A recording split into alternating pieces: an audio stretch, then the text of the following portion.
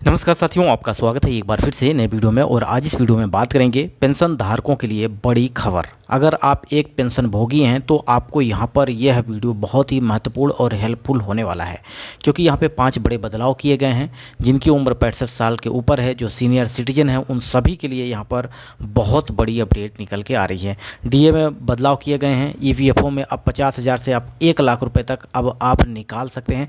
और यहाँ पर क्या है पूरा क्राइटेरिया, आज इस वीडियो में जानेंगे। वीडियो के अंदर बने रहिएगा। चैनल पर पहली बार विजिट कर रहे हैं, चैनल को सब्सक्राइब कर लीजिएगा।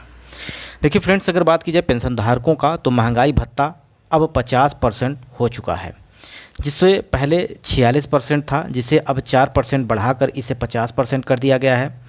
जो भी यहाँ पे गवर्नमेंट एम्प्लॉई हैं या गवर्नमेंट एम्प्लॉई होने के बाद यहाँ पर रिटायरमेंट हुआ है, तो ऐसे सभी पेंशन धारकों को सरकार की तरफ से बहुत बड़ा अपडेट दिया जा रहा है।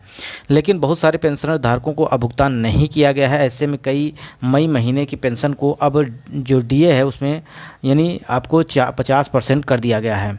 इसके साथ ही इसको यहाँ एरियर नहीं मिला है, उनको अब इसका भुगतान किया जाएगा। यानी जब इसका जो ऑफिशियल नोटिफिकेशन आया था वो पहले 46% था, जिससे डीए को 4% बढ़ाया गया। तो बहुत सारे लोगों को यहाँ डीए जो 4% बढ़ा नहीं मिला था, तो अब उन्हें एरियर के तौर पर वह जोड़कर दिया जाएगा, ये बात कही जा रही है।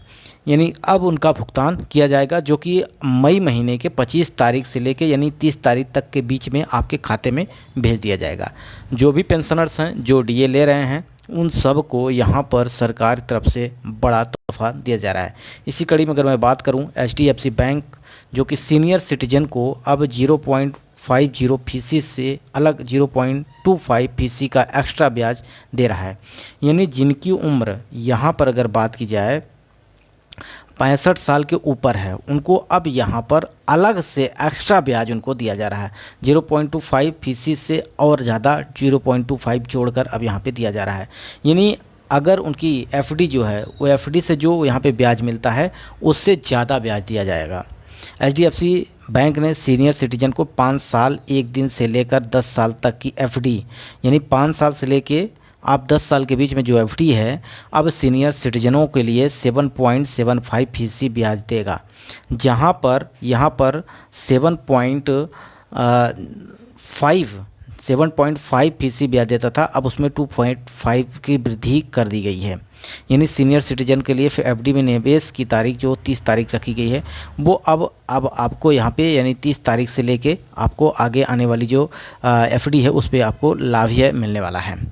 वहीं पे अगर मैं बात करूं, कर्मचारी भविष्य निधि संगठन यानी ईपीएफओ ने पीएफ खाता धारकों को बहुत बड़ी राहत दी है। अब पीएफ निकासी के नियम में बदलाव किए गए हैं। अब अकाउंट होल्डर अपने या अपने आश्रित के इलाज के लिए 1 लाख रुपए तक की राशि निकाल सकता है। पहले यह लिमिट 50,000 थी, जिसे अब बढ़ाकर 1 लाख रुपए कर दिया गया है। यह बदलाव 16 अप्रैल 2024 से लागू हो चुका है।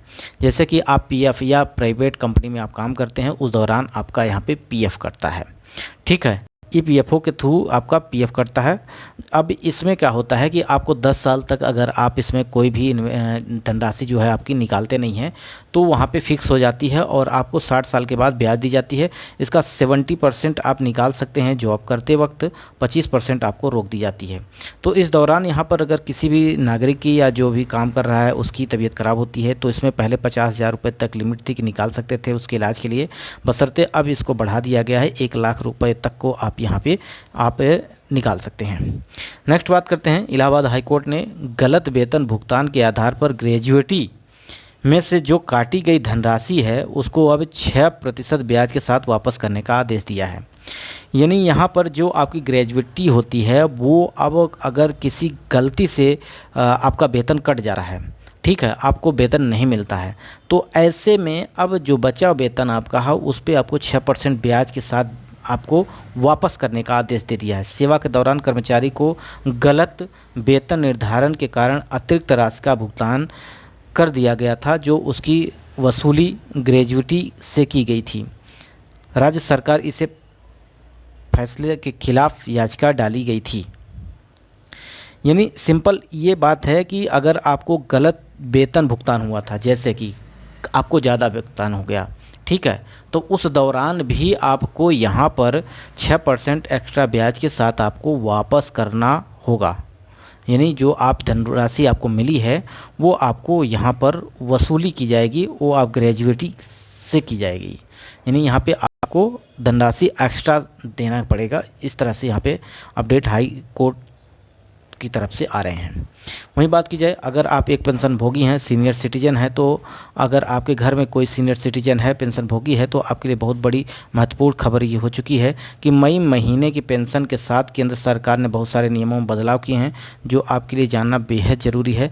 जैसा कि मैंने आपको यहाँ पर बता दिया है, ये सारे अपडेट आप सब पेंशन धारकों के लिए किए गए हैं।